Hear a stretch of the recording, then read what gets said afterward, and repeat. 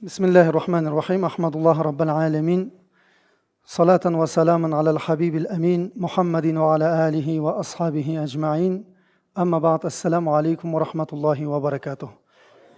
Ya, машалла. Көптен бері естімеген мұндай. Аллаға мақтаулар болсын.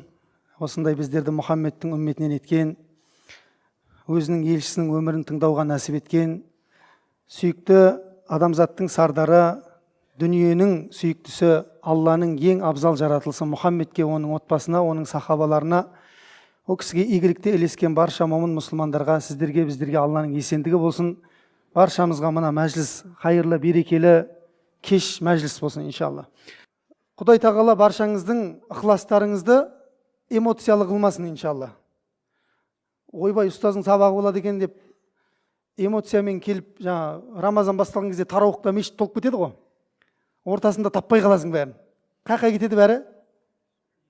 Қажылыққа кетіп қалады. Сөйтіп ақтап аламыз келмегендерді. Сосын қадір түніне таман келеді деп айтамыз. Сөйтіп қадір түні толып кетеді қайтадан мешіт. Бұл не болады? Эмоциялы құлшылық болады. Құлшылық эмоциямен жасалынбайды. Құлшылық тұрақты түрде жасалынады. Сондықтан сабаққа иншалла бүгін деп келіп атқан шығарсыздар, бірақ келесі сабақтан бастап сабаққа тұрақты түрде қатысыңыздар. Сол кезде Алла сіздерге білім береді иншалла. Мен әрдайым айтамын, имам Малик рахмахуллахтың қиссасын. Имам Маликті танисыздар ғой бәріңіз, иә? Имам Малики мазхабының құрушысы, сол мектептің негізін қалаушы имам Малик ибн Анас деген үлкен ғалым болған. Жер бетіндегі тұңғыш пайғамбар саллаллаху алейхи вассаламның хадисін жинақтаған Муатта деген кітап жазған кісілердің біреуі. Сол имам Малик Мәдинада сабақ беріп отқан кезде бүкіл осындай о кісінің алдында да адам деген сондай тола мешітте сабақ беріп отыр еді. Бір кезде бір жаңағы жүгіріп келіп, «Уа халайық» деп, Мәдина ғой, Мәдина, пайғамбар саллаллаху алейхи вассалам қаласы. «Уа халайық, Мәдинаға піл кіріп кетті» деп айқайлайды дейді жаңа. Гу деп мына жердегі бәрі шығып кетті дейді, пілді көреміз деп. Сабақ алуға келген бекен. Неге шығып кетті? Өйткені Мәдинада піл жоқ, піл Эфиопия жақтарда бар, Африка материгінде. Көрдіңіз ба? Сол пілді көреміз деп барлығы шығып кетті. Сол кезде имам Малик біліп қалды дейді, шәкірттердің ықыласы қандай екен. Жалғыз түйір бала отыр дейді мына жерде, жап-жас бала қылшылдаған. Яхья ибн Яхья ал-Лайси деген жап-жас бала. Сол айтады, сен не қалып қойдың дейді. Сен де бармадың ба піл көруге? Десе, я имам ұстаз деп айтады. Мен анау Андалусиядан дейді. Андалусия қаяқ? Испания. Қазіргі Испания, Португалия, бұл Андалусия ислам мемлекеті болған кезінде. 800 жыл ислам Европаны басқарған. Сол Андалусия, жаңағы Андалусия бір неше километр Мәдинамен екі ортасы? 5-6 мың шақырым шамамен. Сол жақтан дейді, мен Мәдинаға піл көруге келген жоқпын дейді. Имам Маликтен сабақ алуға келдім деп айтқан екен. Көрдіңіз ба? Сонда имам Малик бүкіл бар ынтасын, ықыласын осы шәкіртіне берген дейді. Өзі екі ақ шәкіртінен ғана риуаят қалған Муатта деген кітаптың, хадис кітабының. Біреуі сол Яхья ибн Яхья ал-Лайси, екіншісі тағы бір шәкірті. Бірақ ең сахихы осы Яхьянікі екен. Көрдіңіздер ма? Алла тағала сондай не? Ұстаз бен шәкірттің арасында байланыс деген нәрсе осы. Көрдіңіз ба? Ілім өзі үш нәрсемен болады. Ұстазбен болады, шәкіртпен болады және кітаппен болады. Кітаппен ұстаз болса, шәкірт жоқ болса, кімге берем мен ілімді? Шәкірт екеуміз бармыз, кітап жоқ, немді берем мен? Шәкірт пен кітап бар, ұстаз жоқ, неден алады ол?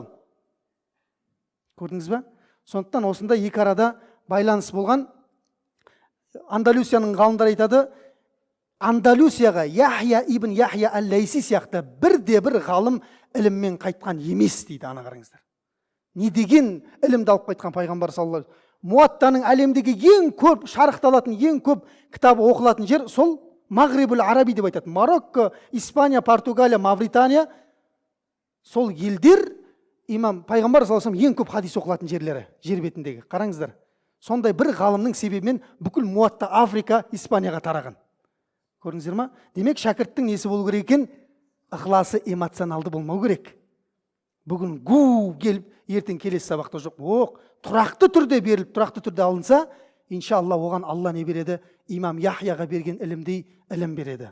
Бұл біріншіден. Екіншіден, пайғамбарды танысам деп, барлығыңыз білсем деп келіп отырсыздар мына жерге. Мені көрсем, мені итакта көріп отырсыздар ғой әр жерде. Диірменде шай ішіп отқанымды, базарда барахолкада жүргенімді мысалға кездесіп қалып жатырмық қой.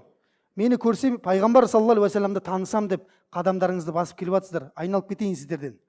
Көрдіңіздер ме? Міне пайғамбарға саллаллаху алейхи уассаламға өткенде айтқанымыздай, бұл бір қызмет жасағанмен бірдей болады екен. Пайғамбарымды танимын деп оның несіне қатысу, мәжілісіне қатысу.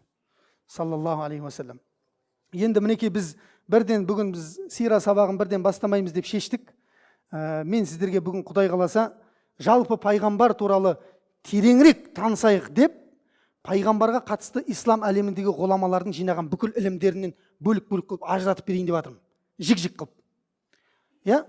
Пайғамбар саллаллаху алейхи уассаламды бүкіл ислам үмметінің ғалымдар, оның ішінде имам Амири бастаған ғалымдар, пайғамбар саллаллаху алейхи уассаламға қатысты 5 ілім бар дейді. 5 ілім бар. Біліп алыңыздар. Блокноттарыңыз бар ғой, жазып алыңыздар иншалла. Ұмытып қалмаңыздар. 5 ілім бар дейді. Ең біріншісі бұл шамаил деп аталады. Илму шамаил. Шамаил деген пайғамбар саллаллаху алейхи уассаламның сыртқы болмысы менен ішкі жан дүниесін қамтыған хилқи хулуқи дейді ғой жаңағы. Жаратылысы менен мінез құлқын қамтыған ілім. Батырлығы, шашы, қасы, мойны, құлағы, төсі, қарны, аяғы, аяғының размері, тәпішкесі, үстіне киетін киімі. Пайғамбар саллаллаху алейхи уассалам кеше айтып жатырмын ғой, тәпішкесі туралы бір кітап жазылған, кәдімгі бір кітап, мынадай бір кітап. Пайғамбар саллаллаху алейхи уассаламның Фатхул Мутаал фи Мадхи Ниал деген пайғамбар саллаллаху алейхи уассаламға имам Муқри ат-Тилмисани деген ғалымның мынадай 200 беттік, 300 беттік бір кітабы бар. Пайғамбар саллаллаху алейхи уассаламның аяқ киімін мақтау деген. Көрдіңіздер ме? Аяқ киіміне бір кітап болса, онда басқа жерінде неше кітап болып жатыр? Ойлай беріңіз. Бұл шамаил деп аталады. Яғни не екен бұл? Пайғамбар саллаллаху алейхи уассалам сырт болмысы, көзінің түсі, иығы, дұрыс па? Тырнағы, саусағы, қолы, және оның мінез құлқы, батырлығы. Осының барлығы нені қамтиды? Шамаилді қамтиды. Пайғамбар саллаллаху алейхи уассаламның шамаилі имам Тирмизидің жер бетіндегі ең ұлы кітап, имам Тирмизи жинақтап кеткен Шамаилу Мухаммадия деген кітабы бар. Пайғамбар саллаллаху алейхи уассалам шамаилі. Енді қараңыздар, бұл ілімнен осы мешітте әр 4-ші күні, бейсенбі күндері шам мен құптаның арасында дастан ұстаздың сабағы болып жатыр. Өте керемет. Келіңіздер, таныңыздар пайғамбар саллаллаху алейхи уассалам, біліңіздер. Білмейді қазір, бір сұрақ қойын, білмей қаласыздар. Пайғамбар саллаллаху алейхи уассаламның аяқ киімінің размері неше болған? Айтпаймын оны, сабаққа келіп соны біліп алыңыздар. Айтады деп ойлап қалдыңыздар ма? Көрдіңіздер ма? Білмейміз. Біз пайғамбар танымаймыз әлі дұрыс. Саллаллаху алейхи уассалам. Демек, бірінші ілім не екен? Бұл шамаил. Түсікті ғой, шамаил. Пайғамбар саллаллаху алейхи уассалам сыртқы болмысы және мінез құлқы барлығын қамтыған ілім. Екінші ілім бұл фадаил дейді. Фадаил деген пайғамбар саллаллаху алейхи уассаламның абзалдығы. Бірінші, бүкіл әлемнен абзалдығы. Екінші, бүкіл пайғамбарлардан абзалдығы пайғамбар саллаллаху алейхи уассаламның. Адам ата, Нух, Иса алейхиссалам, Муса, Ибрахим Исхақ, Яқуб, Юсуф. Бүкіл пайғамбардан абзалдығын жинақтаған неке мынадай нелер бар? Кітаптар бар. Пайғамбар саллаллаху алейхи уассаламның абзалдықтарын жинақтаған. Демек, екінші ілім пайғамбарға қатысты не екен? Пайғамбар саллаллаху алейхи уассаламның абзалдығы. Екінші ілім осы екен. Бүгін біз Құдай қаласа сол пайғамбар саллаллаху алейхи уассаламның абзалдығынан бастаймыз. Өйткені шамаил туралы сабақ болып жатыр бұл жақта. Қазір мен 5 ілімді айтам, соның біз 3-уін өтеміз, 2-уін иншалла Алла өмір берсе тағы өтеміз. Түсінікті ғой, екінші ілім, қазір бұған келеміз тағы да. Фадаил, пайғамбар саллаллаху алейхи уассалам. Үшінші ілім бұл илму сира деп аталады. Сира. Кәдімгі біз пайғамбар саллаллаху алейхи уассаламның өмір баяны. Өмір баяны. Қалай өмір баяны? Пайғамбар саллаллаху алейхи уассаламның дүниеге келген күні бар ғой, есік ашқан күнінен бастап жерленген күнге дейінгі өмір не деп аталады? Ана қараңыздар, сираның анықтамасы осы. Пайғамбар саллаллаху алейхи уассалам есікті ашқаннан бастап, Амина анамыздың құрсағынан шыққаннан бастап, қабірге кіргенге дейінгі күн, осы күн неше күн? Неше жыл? 63 жыл өмір, бұл сира деп аталады. Пайғамбар саллаллаху алейхи уассаламның өмір баяны. Түсінікті ғой? Күндер, түндер, әрбір күнінде болған оқиғалар, түндерінде болған оқиғалар, тағы нелер бар? Соғыстар, жорықтар, дұрыс па? Пайғамбар саллаллаху алейхи уассалам өзі 27 жорыққа қатысқан. Сахабаларды жіберген жорығы 47 болған. 14 әлемнің патшасына хат жолдаған. 70 әлемнің делегациясын қабылдаған. Осының барлығы не? Сира деп аталады. Раббымыз Алла тағала пайғамбар саллаллаху алейхи ва салламның сирасына Құран кәрімде ант еткен. Алла тағала Құранда пайғамбар саллаллаху алейхи ва салламның несіне ант еткен? Сирасына, өміріне ант еткен аят бар. Міне Құранда келтіріп қойған Хиджр сүресінің 72-ші аятында Алла тағала «Ла амрука иннахум лафи сакратихим яъмахун» дейді. Ей Мұхаммед, біз сенің өміріңмен ант етейік деп жатыр. Қараңыздар. Өміріңмен ант етейік деген сөзі туылғаныңнан бастап жерге кіргенге дейінгі күніңмен 63 жылыңмен ант етеміз деп жатыр Алла тағала. Ант етеміз неге? Шүбәсіз олар нәпсі құмарлыққа бой алдырған күйде мас болып мәңгіріп жүр дейді адамдар. Пайғамбарларын танудан бас тартып, мәңгіріп не істеп жүр дейді? Мас болып жүр дейді, нәпсілеріне беріліп. Пайғамбар туралы айтсаң, бар ма қазір шекесі тырсатындар? Шекесі тырысқанда бар ғой, кәдімгідей атылып кетеді шекесі анан. Араб құл дегеннен басталады ол әңгіме, сонымен ар жағы кете береді енді. Ай, қайтейін. Алла хидаят берсін, ешкім жамандыққа қимаймыз. Ешкімнің күпірлікте өлуіне разы болмаймыз. Бірақ дәл солай кететін болса, жағдай өте қиын. Пайғамбарды инкар қылу, теріске шығару, бұл білесіздер ғой, адамды шығарып жібереді. Ой, рахмет. Демек, екінші ілім, нешінші ілімді айттым мен? Үшінші ілімді айттым. Бұл сира, пайғамбар саллаллаху алейхи ва салламның өмір баяны 63 жайлы айтылатын нәрсе. Құдай қаласа біз, мына фадаил бар ғой, екінші ілім, пайғамбар саллаллаху алейхи ва салламның абзалдығы. Сол туралы бүгінгі сабақ, және одан кейінгі сабақ, және одан кейінгі сабақ. 3 сабағымыз соған арналады. Пайғамбар саллаллаху алейхи ва саллам абзалдығы жайында айтамыз. Өйткені біз білуіміз керек қой, кімнің өмірін білуге келіп жатырмыз. Әшейін білу емес қой ол, біз өмірге білуге келіп жатқан адам. Ол Алланың елшісі, дүниенің сүйіктісі ол. Раббымыздың ең сүйікті жаратылысы. Соның абзалдығын біліп барып өміріне кіріп кетеміз иншалла. Түсінікті ғой? Үшінші ілім сира болатын болса, төртінші ілім бұл хасаис дейді, яғни пайғамбар саллаллаху алейхи ва саллям өзіне ғана қатысты болған ерекшеліктер.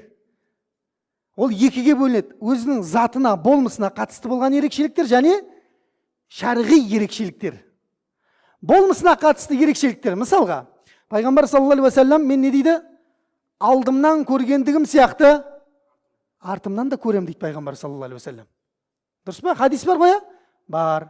Кейбір ғалымдар оны намаздың ішіне ғана қатысты деп айтады енді. Намазда тұрған кезде сахабалардың қалай сап түзеп тұрғанын көретін болған пайғамбар саллаллаху алейхи ва саллям. Басқа біреу көре ала ма өйтіп? Көре алмайды. Көрдіңіз ба? Бұл пайғамбарға ғана қатысты ма екен? Пайғамбарға ғана қатысты саллаллаху алейхи ва саллям. Екінші мысалға тағы да пайғамбар саллаллаху алейхи ва саллям не дейді? Көзі ұйықтап жатса да жүрегі не істемейтін болған? Ұйықтамайтын болған. Жүрек әрдайым уахиды қабылдауға не болған дейді? Дайым болған дейді. Көрдіңіз ба? Біз ше полный таң намазымен қосып кетіп қалу мүмкін, ұйықтаңыз. Бұл затына ғана қатысты, пайғамбар саллаллаху алейхи ва саллям өзіне ғана қатысты, яғни болмысына. Екіншісі бұл шариғатқа қатысты ерекшелігі пайғамбар саллаллаху алейхи ва саллям. Шариғатқа қатысты ерекшелігі қандай? Мысалға, пайғамбар саллаллаху алейхи ва саллямға 9 әйел уахи арқылы не істелінген? Алынуға бұйырылған. Алла тағала уахимен білдірді ғой барлығын. Әлде өзі көңілі қалаған, ұнап тұрмаған деп алды ма? Пайғамбар саллаллаху алейхи ва саллям бірінші қағиданы ұмытып қалмаңыздар. Барлық әйелдері уахимен болған пайғамбар саллаллаху алейхи ва саллям. Болмаса 30-ға жуық әйел өзің келіп ұсынған пайғамбар саллаллаху алейхи ва саллям. Мені некеңе алыш деп. Бәрін ала беретін болса, ол қалай болсын? Шахуат нәпсінің артынан жүрген бір болып қалмай ма? Сонда әңгіме тарайды ғой ертең. Жоқ, Алла тағаланың уахимен алды. О кісіге 9 әйел болды. Сол сияқты о кісінің әйелдері бізге не болды? Аналар болды. Пайғамбардың әйелдері сендердің аналарың деген аят бар Құранда. Пайғамбар сам әйеліне үйленуге бола ма екен демек? Дүниеден өтіп кеткен болмайды. Ол сенің анаң сияқты. Неке жүрмейді. Анаңа неке жүрмегендік сияқты. Сол сияқты пайғамбар саллаллаху алейхи ва саллямның нелері көп? Шариғат тұрғысынан ерекшеліктері көп. Имам Суюти деген ғалым бар. Имам Джалалуддин ас-Суюти мысырлық. Со имам Суютидің мінекей 20 жыл бойы отырып жазған Әл-Хасаисун Набауия Әл-Кубро деген 1000-ға жуық пайғамбар саллаллаху алейхи вассаламның ерекшеліктерін жинаған кітабы бар. 20 жыл отырып пайғамбар саллаллаху алейхи вассаламның ерекшеліктерін естіген, терген, жинаған. Бұл қысқартылған нұсқасы, бұл 2 том негізі. Көрдіңіздер ма? Қандай нәрселер тастап кеткен. Біз ол туралы мүлдем бейхабармыз. Бұл нешінші ілім екен демек? 4-ші ілім екен. Хасаис. Түсінікті ғой, пайғамбар саллаллаху алейхи вассаламға қатысты болған нәрсе. 5-ші ілім бұл дәләил деп аталады, немесе мұғжиза деп аталады. Телефонға түсіріп алыңыздар жақсылап, иншалла.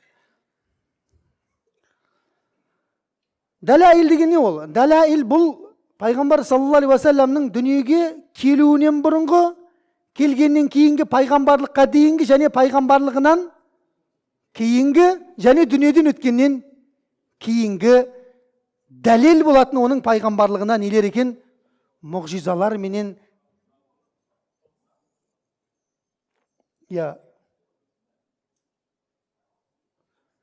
мұғжизалар менен не екен? Ирхасат деп айтады. Енді қараңыздар.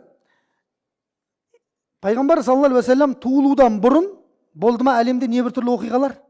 Болды. Кисраның 12 бағанасы құлады, терезелері сынды, Сауа деген су тартылып кетті. Мәжусилердің 1000 жыл бойы жағып келе жатқан оты өшіп қалды. Дұрыс па? Жындар аспан әлемінен не істей алмай қалды? Шайтандар мен жындар аспан әлемінен хабар ала алмай қалды. Құмалақшылардың құмалағы жүрмей қалды пайғамбар саллаллаху алейхи вассалам туылатын алдын. Құранда аятта келеді бұл жын сүресінде. Бұл туылудан бұрынғы, дұрыс па? Туылу тіпті Таурат пенен Забурда келген. Пайғамбар саллаллаху алейхи вассаламның сүйінші хабарлары келген не бар? Шейх Хусейн Әл-Джиср деген ғалымның Таурат пен Забурдан пайғамбар саллаллаху алейхи вассаламның келетіндігі жайында қараңыздар. 110 дәлел алып келген екен. Ана қараңыздар. Әлі келген жоқ, бірақ болашақта келетіндігі жайында 110 дәлелді әкеліп, сөйтіп жинақтап кітап қылып жазып кеткен екен. Бұл туылғанға дейінгі, туылып жатқандағысы бар сосын, дұрыс па? Ол да туылғанға дейінгі кіреді ғой. Қандай ол? Піл оқиғасы, мысалға. Немесе, Амина анамыздың босанайын деп жатқан кездегі болған оқиғасы. Не болды? Мен жатырымнан шыққан нұрды көрдім дейді. Сөйтіп ол Шам жерлерінің сарайларын жарықтандырып жіберді дейді, Амина анамыз айтады. Суайба деген Абу Лахабтың күңі бар ғой. Сол және Умму Осман деген 2 әйел болған пайғамбар саллаллаху алейхи вассалам босандырайын деп жатқан кезде. Сондай нұр шықты дейді, ана бөлменің ішінде дейді. Мен ойладым, жұлдыз үстімізге құлап кетті ма деп дейді. Ана 2 әйел, босандыратын 2 әйелдің айтып жатқан әңгімесі. Біз ойлап қалдық дейді. Жұлдыз үстімізге төніп құлап кетті ма деп ойлап қалдық дейді. Көрдіңіздер ма? Демек бұл пайғамбар саллаллаху алейхи вассалам пайғамбарлыққа дейінгі, туылуға дейінгі оқиғалары. Кіре ма дәлелге бола ма? Жүре ма? Жүреді. Дәлел. Енді туылғаннан бастап пайғамбарлыққа дейінгі кезеңді бұл ирхас деп айтады. Шатастырмаңыздар. Бұл ирхас пайғамбарлық келгеннен ары қарайғылар бұл мұғжиза деп аталады. Ирхас. Ирхас деген не ол? Ирхас деген пайғамбар саллаллаху алейхи вассалам мысалға Шамға сапарға кетіп бара жатқан кезде не жүретін еді дейді үстінде? Бұлт жүретін еді дейді. Жаңағы неге бара жатқан кезде вечерге не деп айтамыз енді? Көңіл ойын сауық кешіне бара жатқан кезде ұйықтап қалу, сақталынуы. Сол сияқты көшеде кетіп бара жатқан кезде талдардың сәждеге құлауы, тастардың ассаламу алейка я Расулалла деп сәлем беруі. Бұның барлығы не деп жаталады? Ирхастар деп аталады. Сол сияқты пайғамбарлық келді ғой, Құран түскеннен бастап ары қарайғылары бұлар мұғжизалар деп аталады. Мұғжизалардың өзі 2-ге бөлінеді. Пайғамбарлық кезеңіндегі мұғжизалар, түсінікті ғой мұғжизалар, қолынан судың шығуы, құрманың көбейтіп жіберуі, тамақтың ана бітпейтін бір қозының етін 3000 адамның жеуі деген сияқты. Ана тасты жарған кезде Рим алынды, Парсы алынды деп айтатын мұғжиза, дұрыс па? Сол барлығы мұғжизалар. Бұл сол кезеңдегі мұғжизалар. Енді пайғамбар саллаллаху алейхи вассалам дүниеден өткеннен кейінгі мұғжизалар бұлар нелер? Құран. Жақсы. Сосын қияметке қатысты нәрселер ғой, қияметке қатысты нәрселер. Жаңа айтқан аманаттың жоғалуы деген мұғжиза ғой, пайғамбар саллаллаху алейхи вассалам мұғжизасы ғой. Қаяқтан біледі ол? Мұғжиза ғой ол.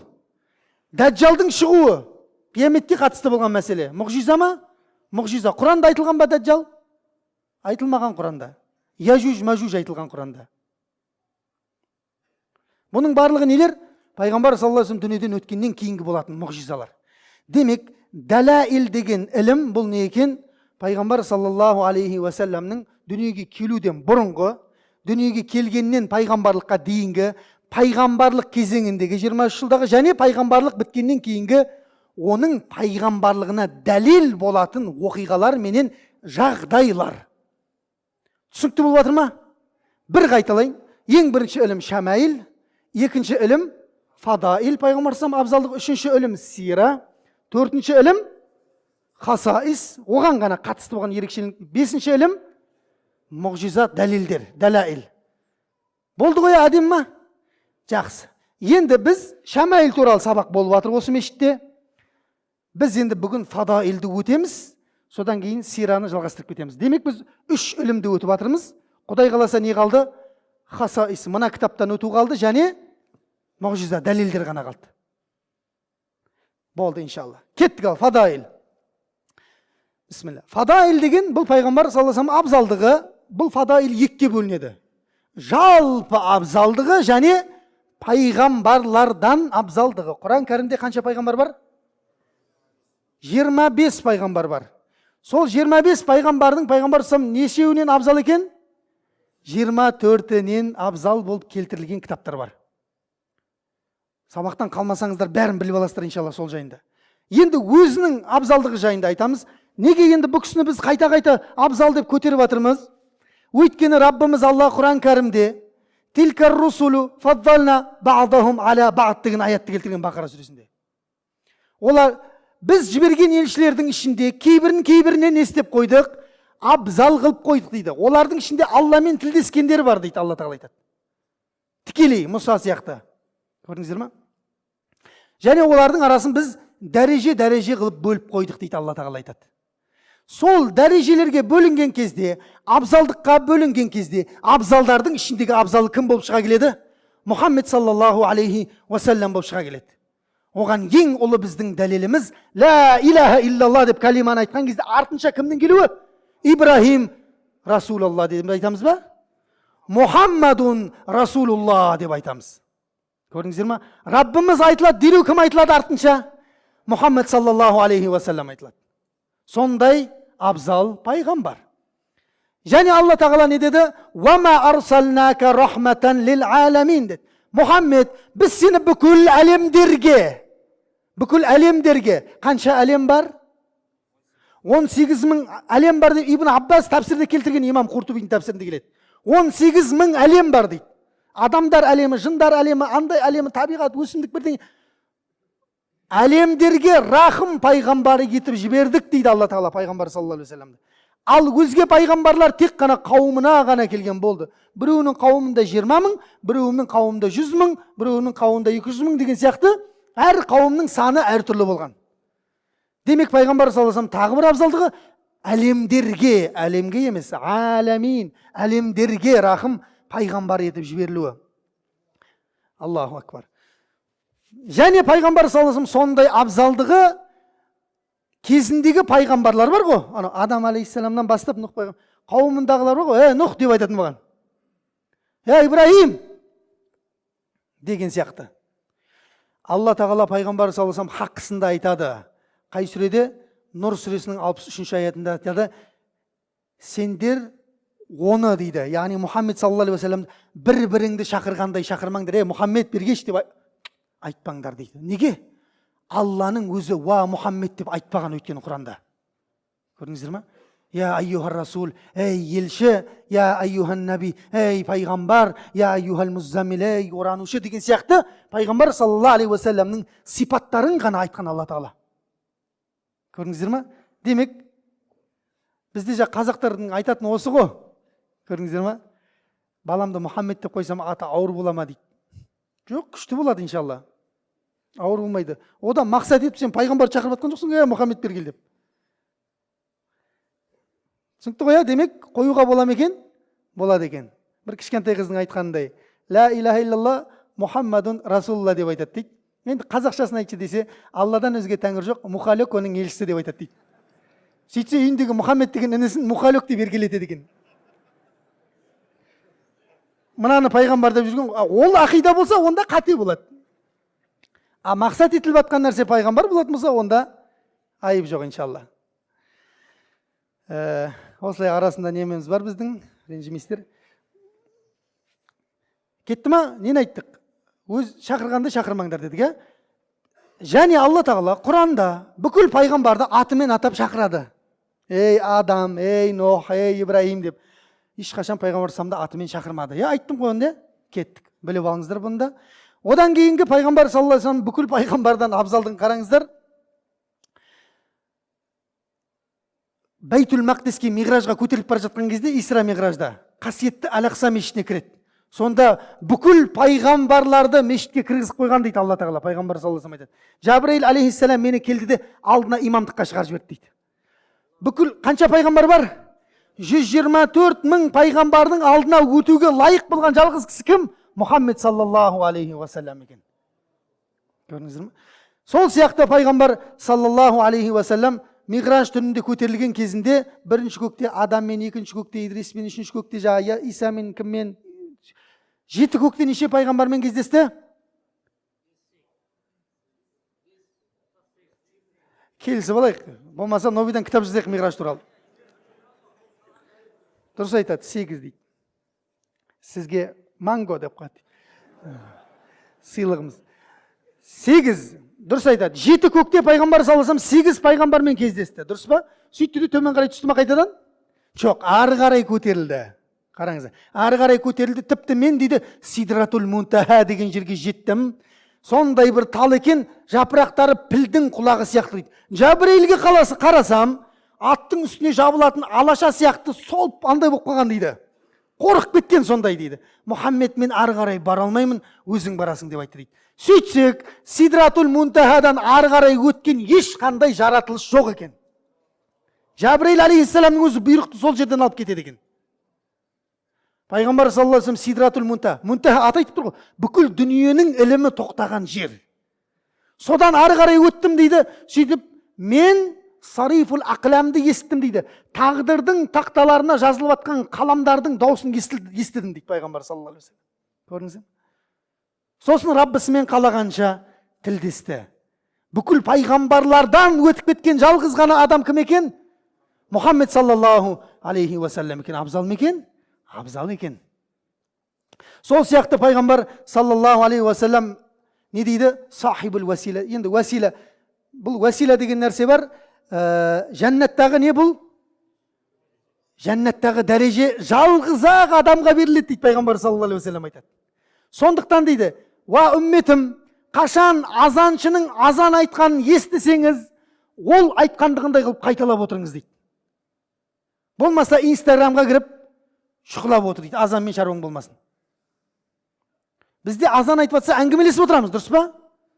Ол жақсы емес негізі. Пайғамбар саллаллаху алейхи ва саллям қайтарған амалдардан. Азаншы азан айтып жатқан кезде, ол айтқандығы сияқты айт деген хадистер бар, жәннати боласың деген хадистер бар.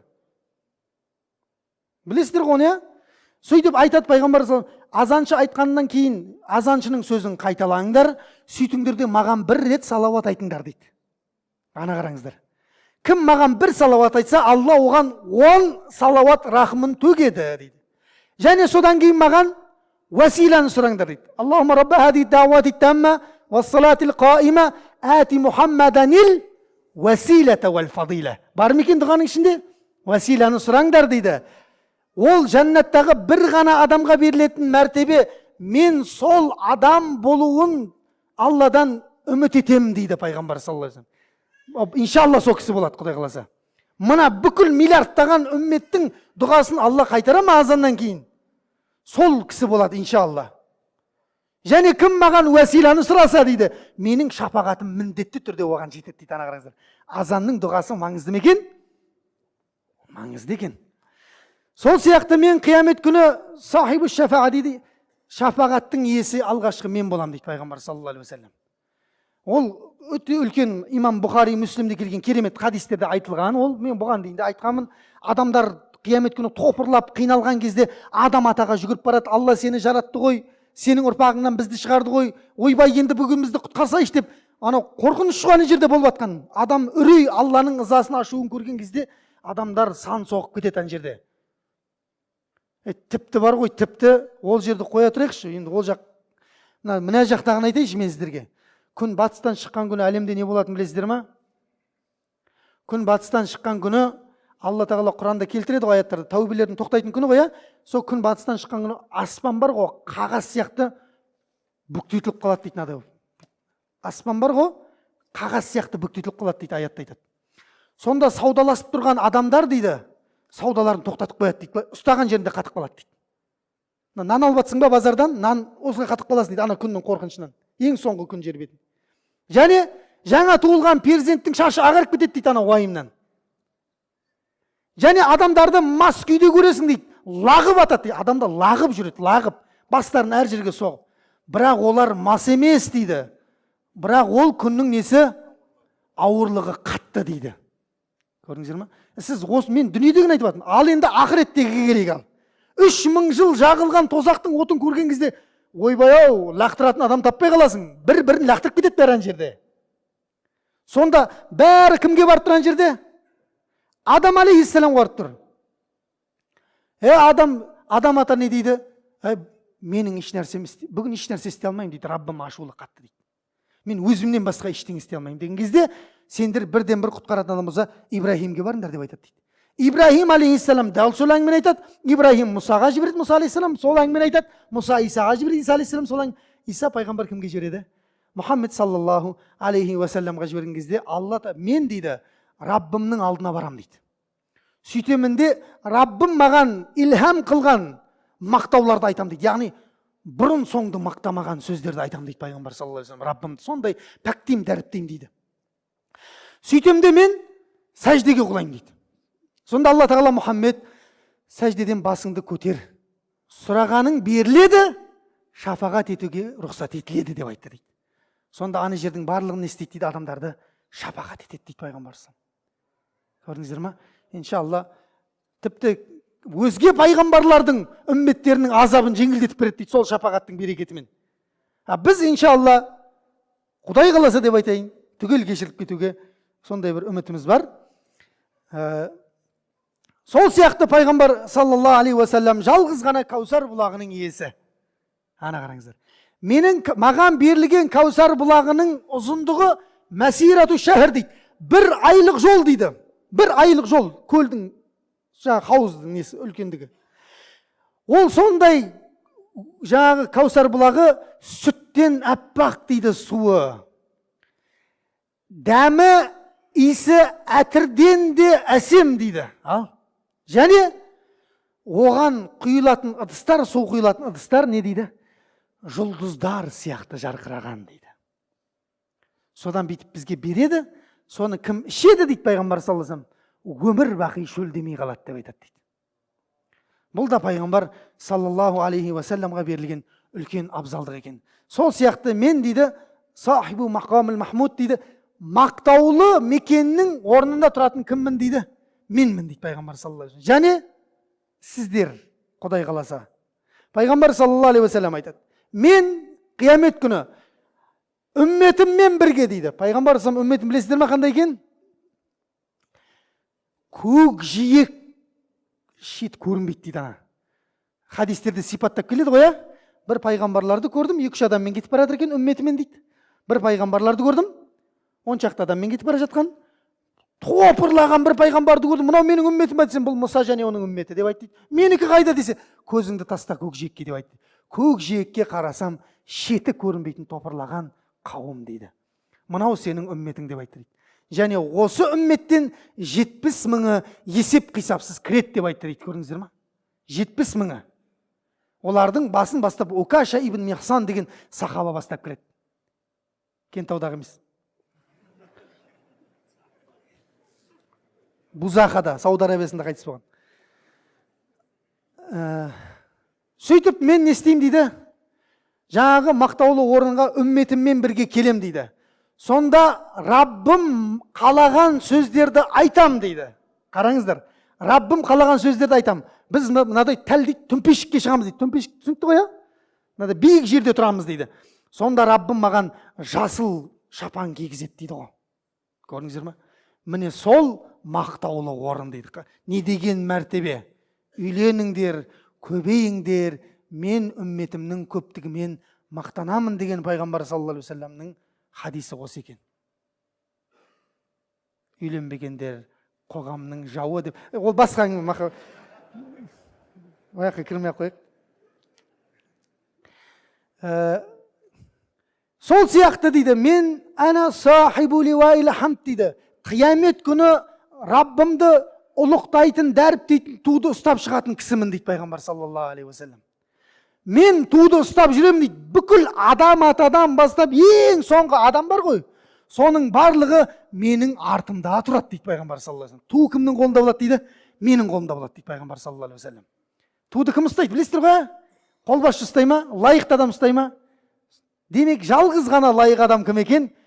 Адам атадан бастап деген түсінікті ғой, адам ата кімнің артында тұрады екен? Пайғамбар саллаллаху алейхи вассаламның артында. Сондай пайғамбар құрметтілігі адам ата рух пен дененің ортасында әлі жаратылмаған күйде жатқан кезде маған пайғамбарлық мәртебе беріліп қойған дейді пайғамбар саллаллаху алейхи вассалам. Көрдіңіздер ме? Айналып келген кезде сол абзалдығына кел. Енді қараңыздар, өзге пайғамбарларға тек қана сәлем ғана міндеттелген болса дейді, маған салауатпен қоса міндеттелді деп айтады. Дұрыс па? Пайғамбар саллаллаху алейхи вассаламға тек қана сәлем айтамыз ба біз? Алейхиссалам деп айтамыз ба біз?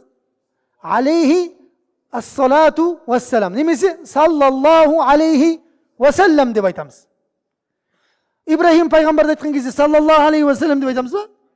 Алейхиссалам. Муса алейхиссалам, Иса алейхиссалам. Олардың барлығына сәлем ғана шектелген дейді. Алланың елшісіне салауат қосылған дейді. Ана қараңыздар, жалғыз ғана пайғамбарға. Инналлаха ва малаикатаху юсаллуна алан наби. Ақиқатында Аллах және оның бүкіл періштелері пайғамбарға салауат айтудың үстінде дейді. Я айюхалладина аману. Ей иман келтіргендер, саллу алейхи ва сәллему тәслима. Сендер де пайғамбарға салауат айтыңдар және сәлем айтыңдар дейді. Көрдіңіздер ма? Бұл оның абзалдығын білдіреді дейді. Саллаллаху алейхи деп қойып қойма дейді. Ва сәллем деп қос дейді сәлемді. Бұл жалғыз ғана кісі Мұхаммед саллаллаху алейхи ва сәллемға берілген екен. Сол сияқты пайғамбар саллаллаху алейхи ва сәллем бұл мұғжизасы ең көп пайғамбар. Пайғамбар саллаллаху алейхи ва сәллем мұғжизасы нешеу болған? Анау караматтарын барлығын нелерін қосқан кезде ирхазаттарын 3000-ға жеткізген ғалымдар бар. Сахих деректерде қайталануымен 1000-ға деп жуықтаған дейді. Көрдіңіздер ма? Ол басқа пайғамбарларда ондай нәрсе болмаған дейді. Мұғжизасы ең көп пайғамбар Мұхаммед саллаллаху алейхи ва сәллем екен. Және Құран кәрімде жалғыз түйір пайғамбар өзінің атымен қоса басқа сүрелердің де аты сол кісінің атына телінген пайғамбар дейді. Ал керек батымыз. Жақсы. Құран кәрімде Худ деген сүре бар ма? Бар. Бірақ Худ пайғамбардың атына тағы бір сүре бар ма Құранда? Жоқ. Құран кәрімде Нұх деген сүре бар ма? Нұх деген бар. Нұхтың атына телінген тағы бір сүре бар ма? Жоқ. Құран кәрімде Ибрахим деген сүре бар. Бар. Ибрахимнің атына телінген бар ма сүре? Жоқ. Құран кәрімде Мұхаммед деген сүре бар. Бар ма? Бар ма, жоқ па Мұхаммед деген сүре? Бар дедім, жоқ дедім, бірақ тошынсын білмедім дейсіз ғой. Жақсы. Құран кәрімде Мұхаммед деген сүре бар, құрметті жамағат. Мұхаммед деген сүре бар Құран кәрімде. Пайғамбар демек, Мұхаммед деген сүре бар. Сол сияқты Құранда қандай сүре бар тағы? Ясин деген сүре бар. Бұл кім? Пайғамбар саласам тағы бір аты. Тоха деген сүре бар ма? Бар. Пайғамбар саламның аты ма? Аты. Муззаммил деген сүре бар ма? Бар. Пайғамбар салам сипаты ма? Сипаты. Муддассир деген сүре бар ма? Бар. Оранушы, бүркенуші деген сүре. Пайғамбар салам сипаты ма? Бар. Нәжім деген сүре бар ма? Бар. Пайғамбар салам аты ма? Аты деген ғалымдар бар. Ал керек батымыз. Жалғыз пайғамбар өзінің атынан бөлек өзге сүрелердің атымен аталған бұл Мұхаммед саллаллаху алейхи ва сәллем екен.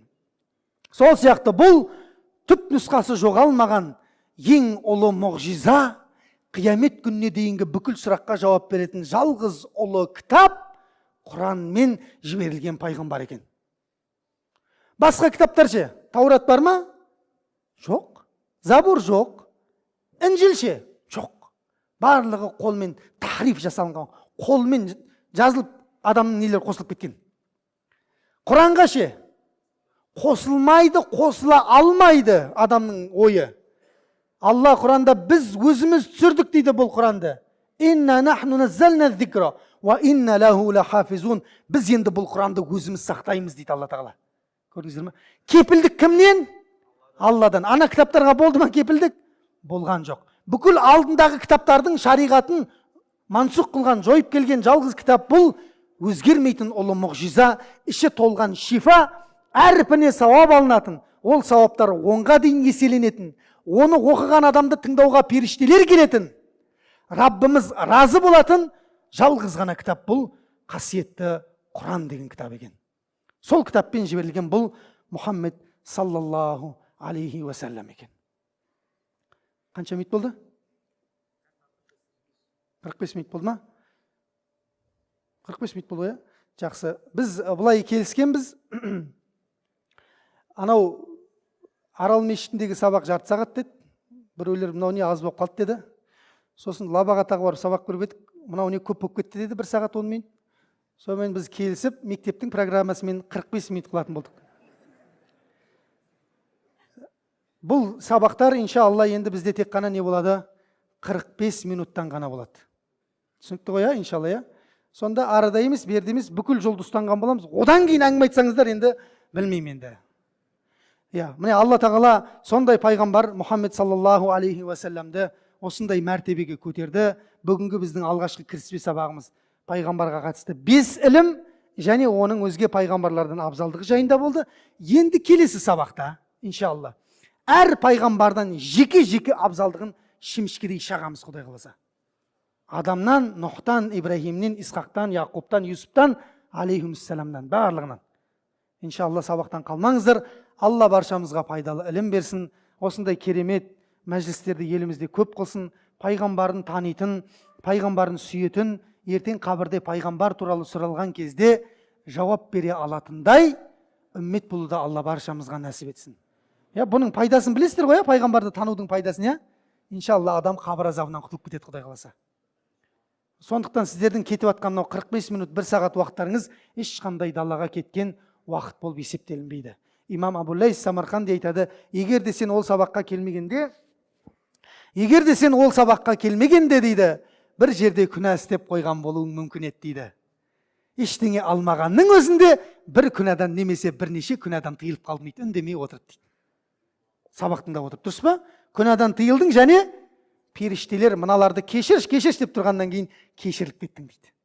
Қарамайды ол періштелер. Намаз оқып жүрсің ба, оқымай жүрсің ба, кешір деді, Алла кешір жібереді, болды. Бірақ намаз оқу керек иншалла. Сондықтан Алла Тағала баршамызға пайдалы білім берсін. Осындай 45 минут болған кезде маған ескертіп отырасыздар. Әр сабақты 45 минуттан аяқтаймыз. Алла разы болсын баршаңызға. Сабақ түсінікті болды деп ойлаймын. Иншалла келесі сабақта жүздескенше Алла Тағала амандық берсін. Субханакаллахумма хамдика ашхаду ан ла илаха илля ант астағфирук ва атубу илейк. Алла баршамызға пайдалы ілім бер. Өзіңнің сүйікті елшіңе көркем түрде ілесуді Алла баршамызға нәсіп ете көр. Аллахым пайғамбарды сүйген, я Раббым Алла өзіңді сүйген, өзіңе шынайы махаббат құйған пенделерінің қатарынан қыл. Алла Тағалам баршамыздың қателіктерімізді кешір. Алла біздерді тіліміздің сүрілуінен, күрмелуінен Алла өзің сақтағайсың. Я Раббым Алла ақырғы сөзімізді ла илаха иллаллах Мұхаммадун Расулулла деп өтетін, өзің разы болатын амалдар жасап, өзіңмен разы болған күйде қауышатын пенделерінің қатарынан қылғайсың. Салаватуллахи ва саламуху алейхи ва аля алихи ва сахбихи ва саллим. Вальхамдулиллахи раббил алемин. Рахматка я архамар рахимин. Алла разы болсын.